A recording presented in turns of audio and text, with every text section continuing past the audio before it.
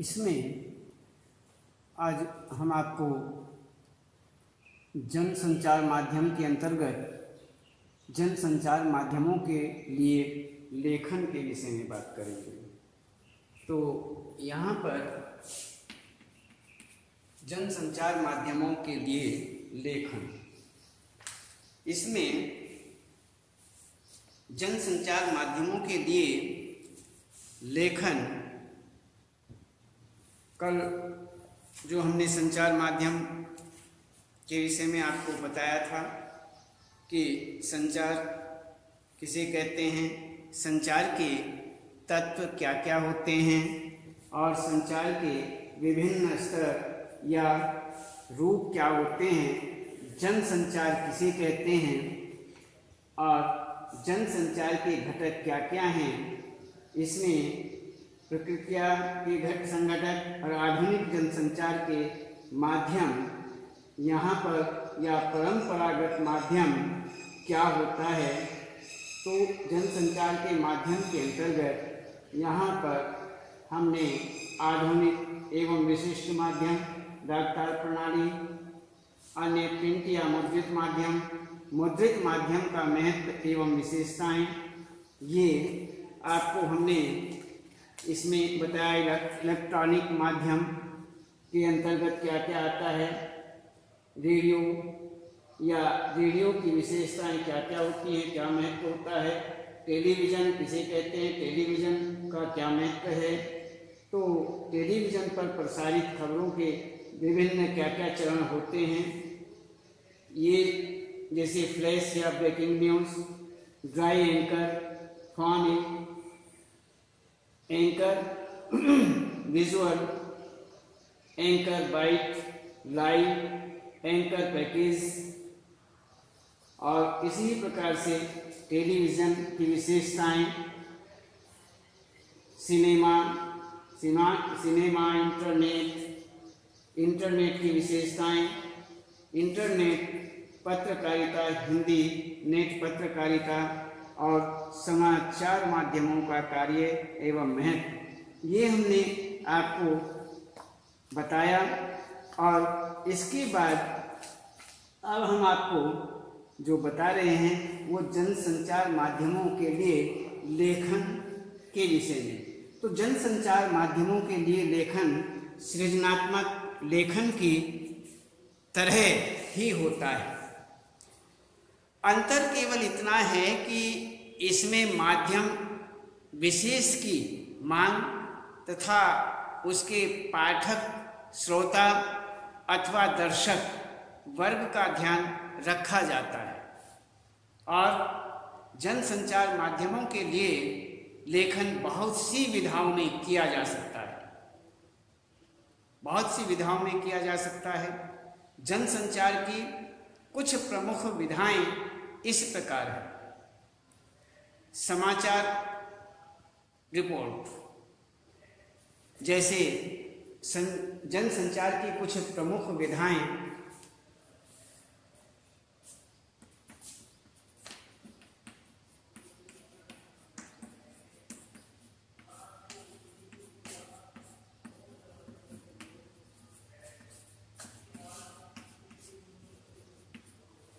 जनसंचार की कुछ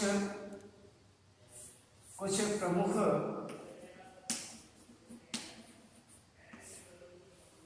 विधाएं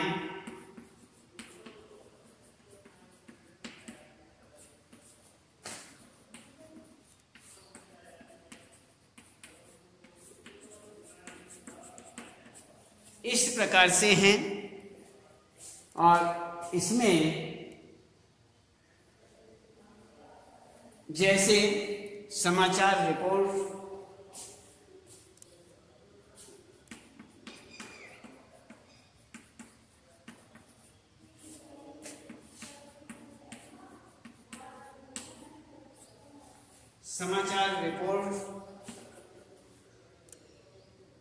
लेख,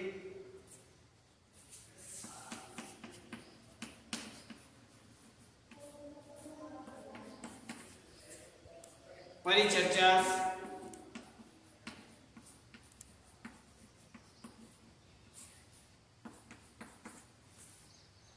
वार्ता,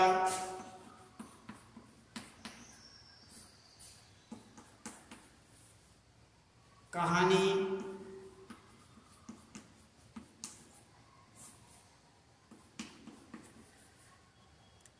धारावाहिक,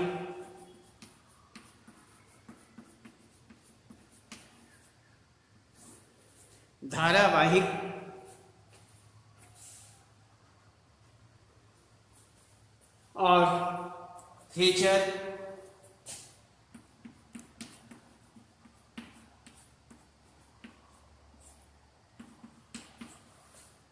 साक्षात्कार,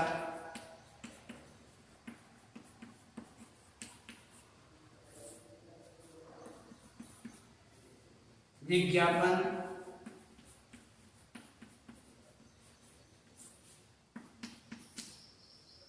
वृत्तचित्र,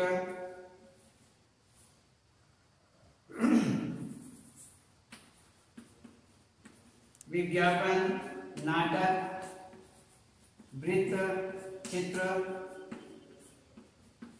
आलेख,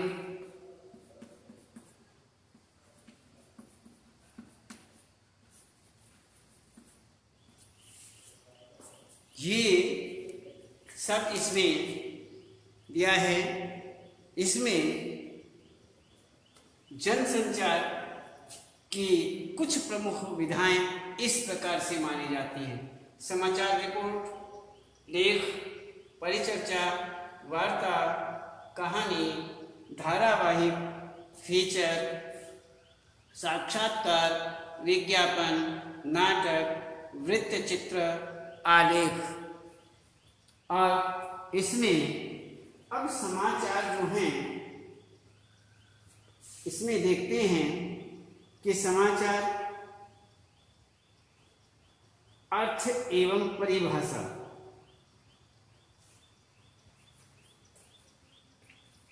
समाचार ये हुआ। इसमें अब हम देखते हैं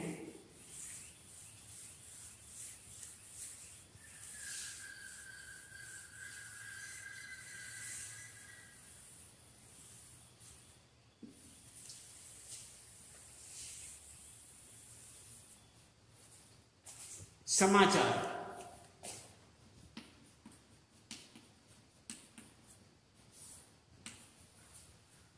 अर्थ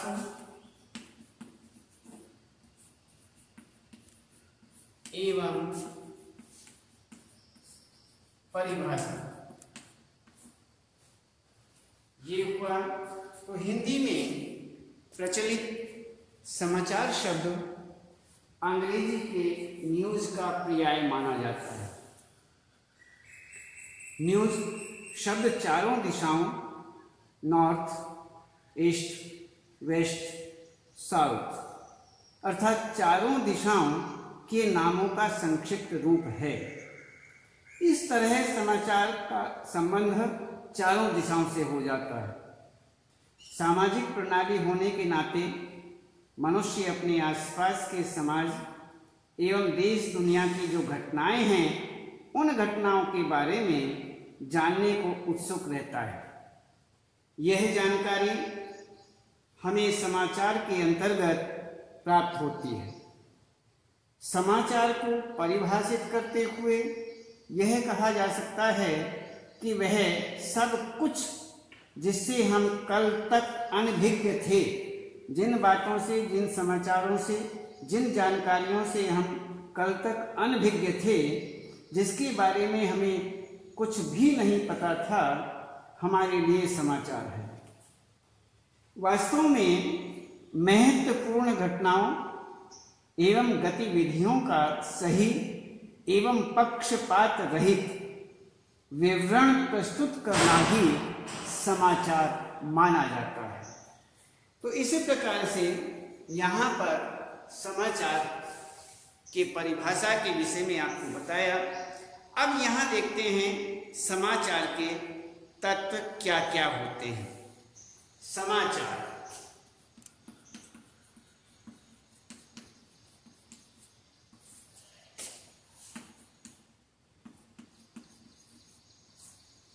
समाचार के तत्व समाचार के तत्व निम्नलिखित हैं।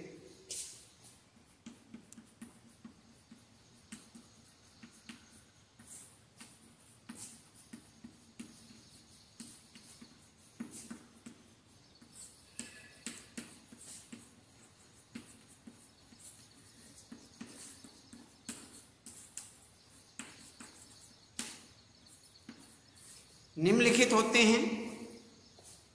इसमें समाचार के तत्व निम्नलिखित होते हैं, जैसे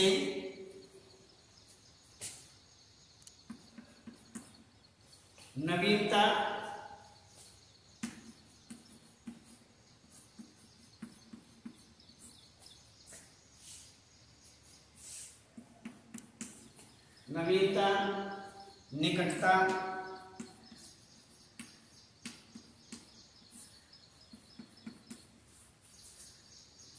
निकटता, प्रभाव,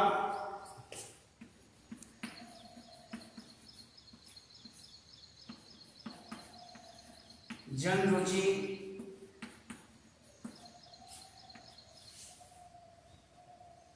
टकराव या संघर्ष,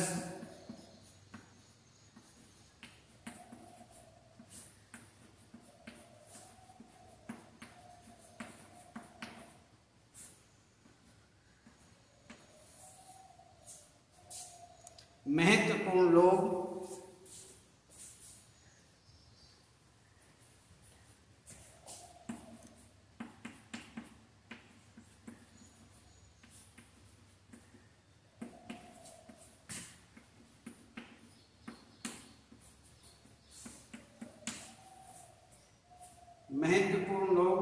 उपयोगी जानकारियां,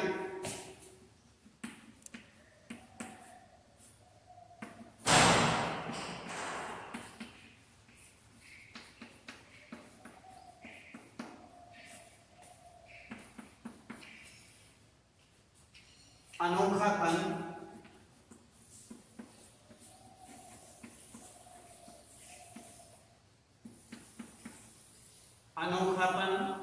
पाठक वर्ग,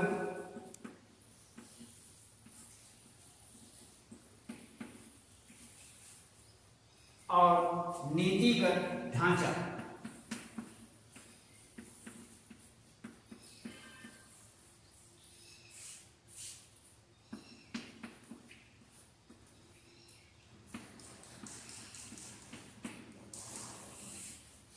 नीतिगत ढांचा,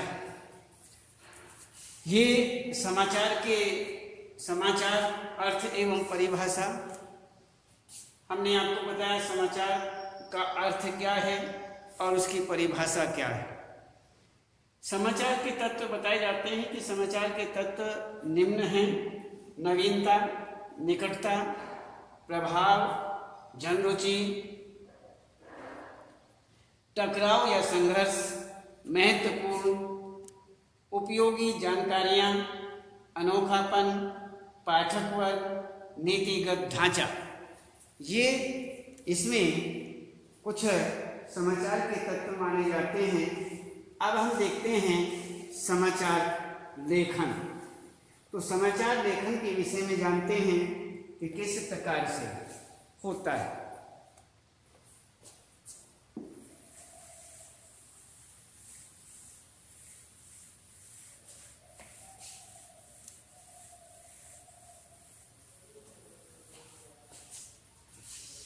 तो समाचार लेखन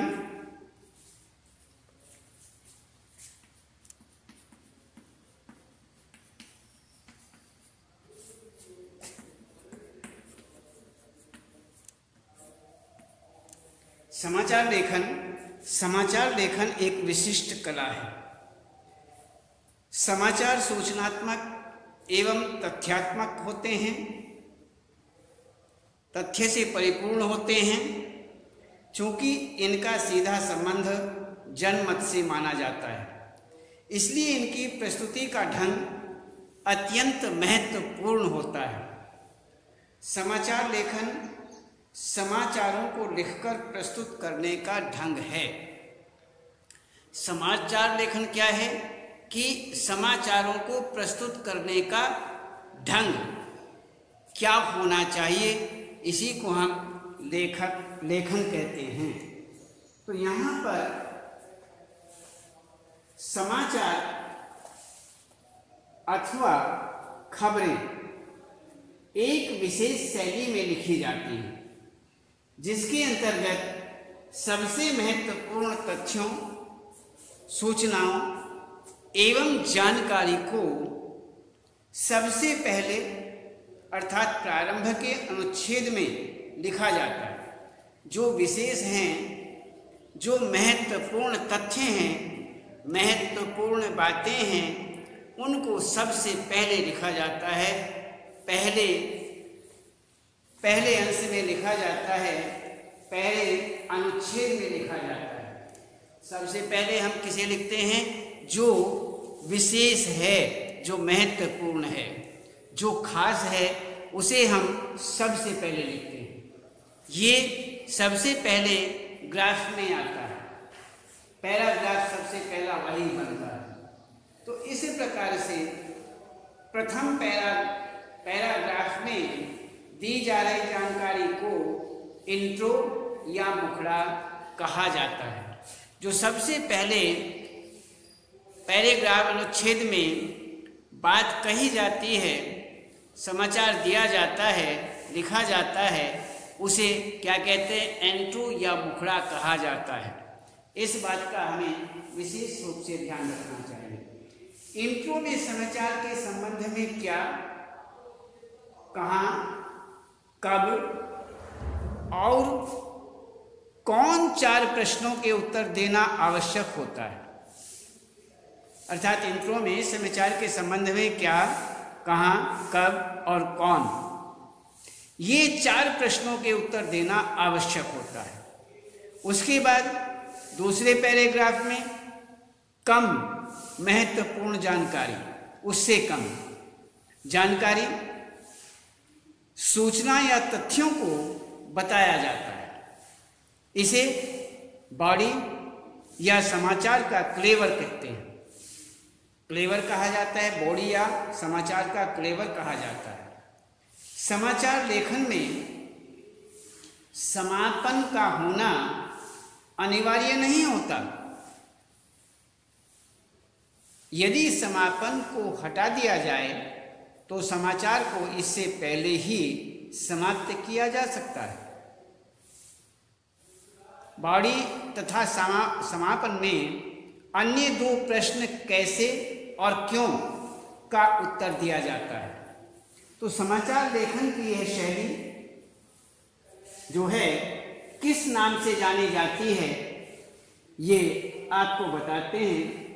समाचार लेखन की यह शैली उल्टा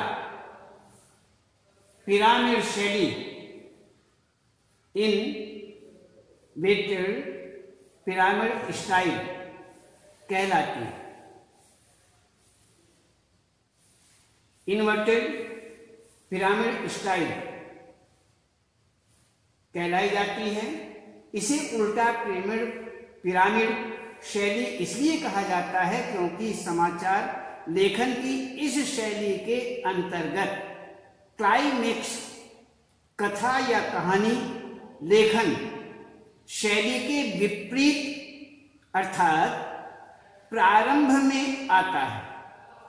कथा एवं कहानी लेखन की शैली सीधा पिरामिड कहलाती है और समाचार लेखन की शैली को उल्टा पिरामिड शैली कहा जाता है।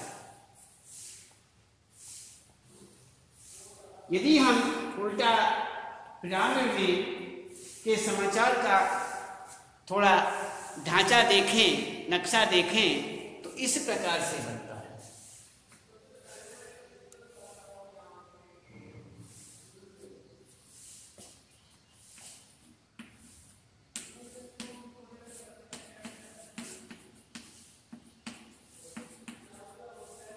उल्टा पिरामिड में समाचार का ढांचा।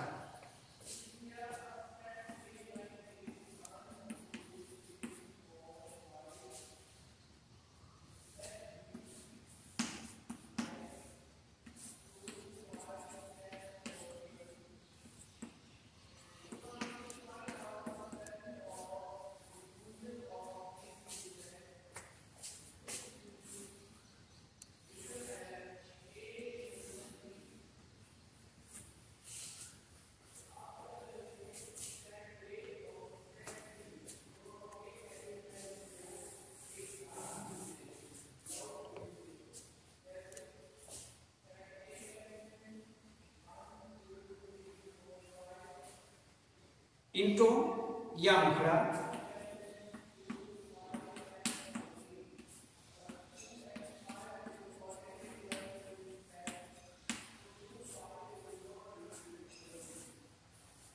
दूसरा बॉडी,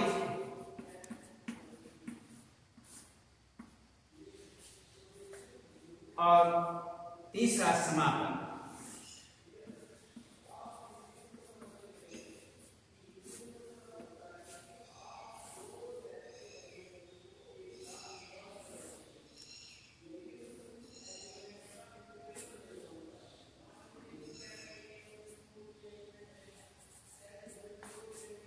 ये हमारा इसमें थोड़ा ढांचा बनता है। इंट्रो, पिरामिड, इंट्रो या मुखड़ा, बॉडी और समापन। तो समाचार लेखन के प्रकार। अब हम समाचार लेखन के प्रकार देखते हैं।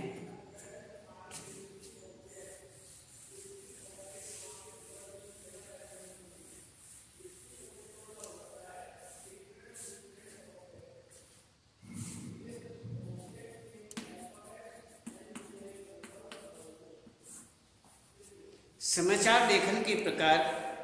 समाचार सामान्यतः दो प्रकार के होते हैं, दो प्रकार से लिखे जाते हैं। विलोम स्तूपी पद्धति।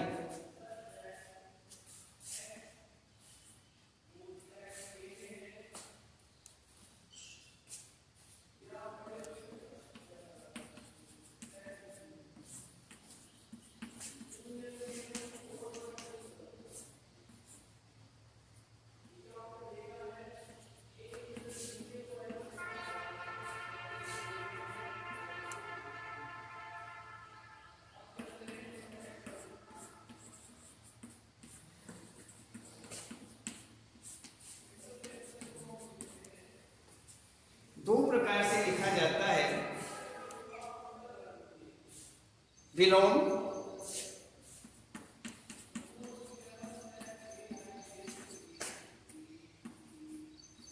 स्तूपी।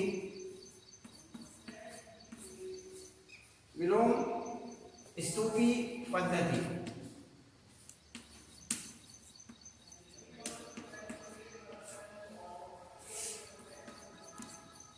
दूसरा ऊर्ध्व स्तूपी पद्धति।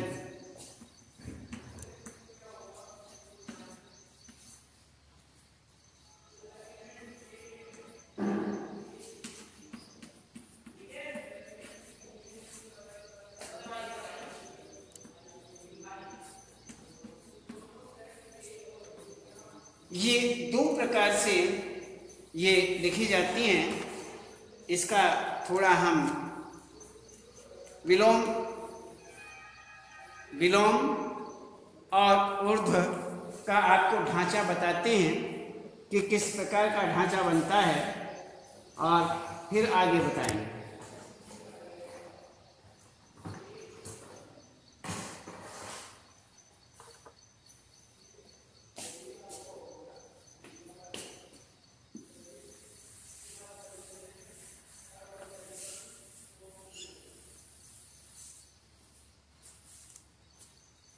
विलोम स्तूपी पद्धति।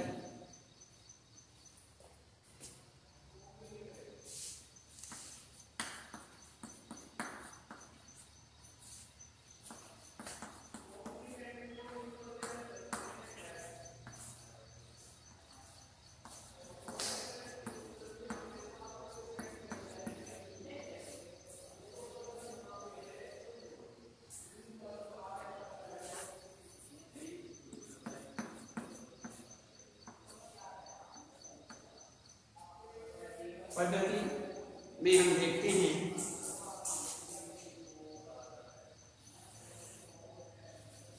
इसमें क्या हुआ,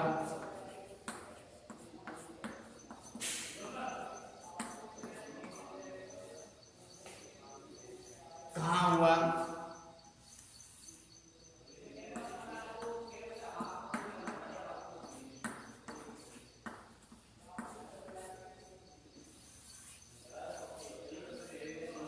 कब हुआ,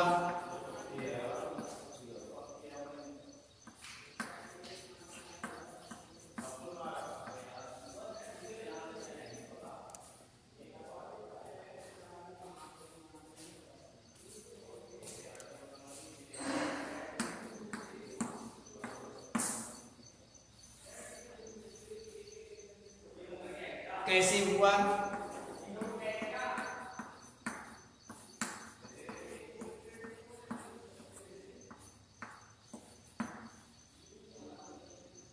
क्यों हुआ,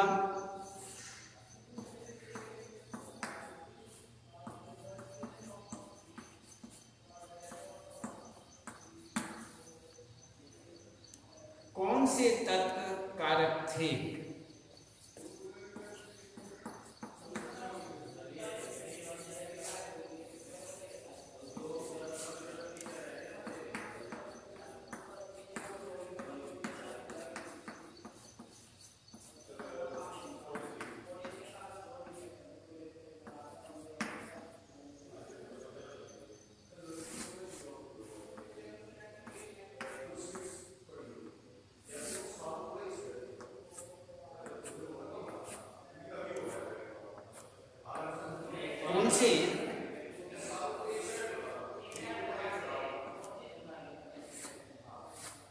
कौन से तत्व कारक थे।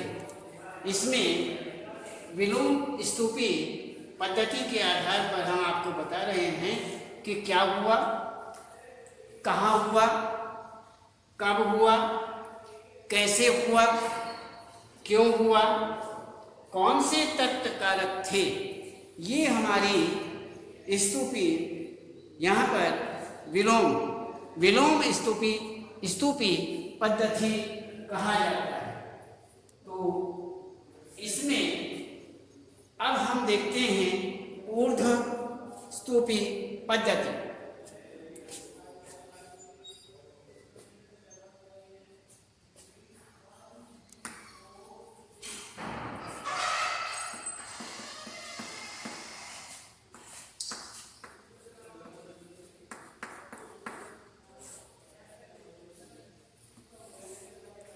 इसमें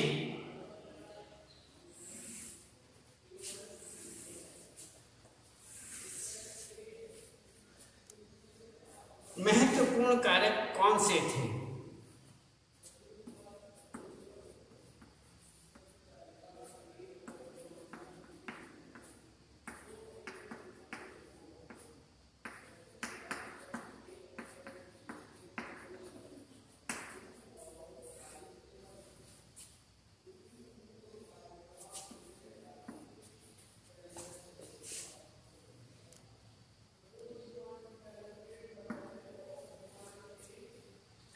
दूसरा बताते कहाँ हुआ।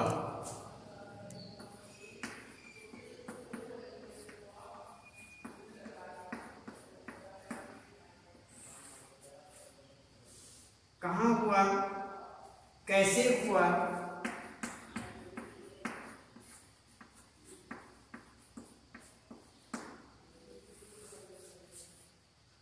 कैसे हुआ, कब हुआ,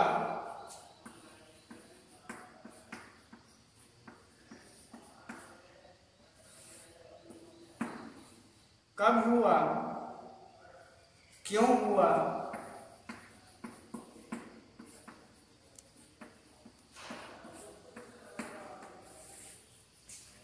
क्यों हुआ और चरमोन कर्ष।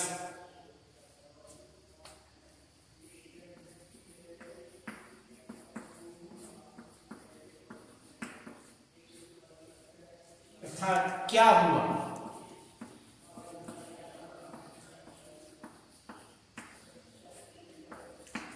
ये पूर्ण रूप से ये देखा जाता है कि इसमें ये बताते हैं विलोम स्तूपी पद्धति क्या हुआ, कहाँ हुआ, कब हुआ, कैसे हुआ, क्यों हुआ, कौन से तत्व कारक थे। अब इसका ऊर्ध्व स्तूपी पद्धति के अंतर्गत यदि हम देखते हैं, इसमें बताया जाता है महत्वपूर्ण कारक कौन से थे। जो महत्वपूर्ण कारक थे वे कौन से थे, कहाँ हुआ, कैसे हुआ, कब हुआ, क्यों हुआ। चरमोत्कर्ष अर्थात इसके अंतर्गत क्या हुआ। तो ये सारे के सारे विलोम स्तूपी पद्धति, इस पद्धति में समाचार लिखते हुए उसका चरमोत्कर्ष प्रारंभ में दिया जाता है तथा घटनाक्रम की व्याख्या करते हुए यहाँ पर इसमें व्याख्या करते हुए, घटनाक्रम की व्याख्या करते हुए अंत किया जाता है। और ऊर्ध्व स्तूपी पद्धति में प्रायः समाचार विलोम स्तूपी पद्धति के अनुसार ही लिखे जाते हैं, क्योंकि ऊर्ध्व स्तूपी पद्धति में कम महत्वपूर्ण से सर्वाधिक महत्वपूर्ण के क्रम में तथ्यों का संकेत किया जाता है। क्योंकि पाठक घटना के बारे में शीघ्र सूचना प्राप्त करना चाहता है, इसलिए वह पूरे ब्यौरे को पढ़ने में रुचि नहीं लेता है।